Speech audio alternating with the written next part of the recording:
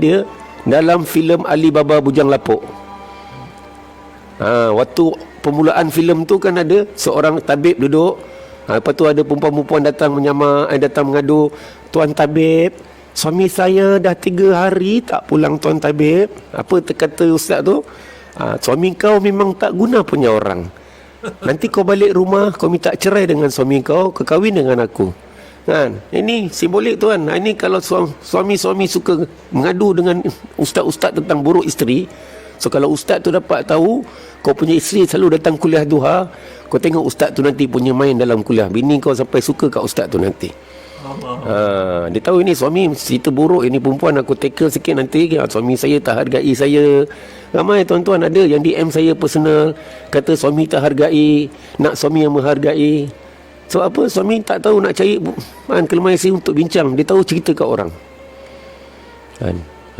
Jadi saya tak suka dengar buruk isteri tuan-tuan. Nak berubah, cakap buruk diri sendiri. Bang, saya tak bangun tahajud, saya tak pandai, macam mana saya nak buat supaya isteri saya dapat jadi isteri soleh?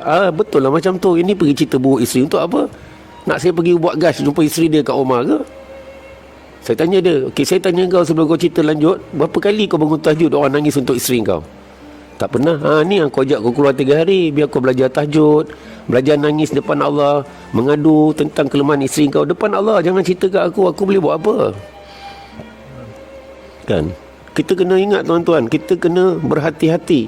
Bukan semua orang di depan kita yang akan simpati dengan apa kita alami, tapi kadang-kadang ada segelintir yang nak ambil kesempatan atas kelemahan kita dan isteri kita.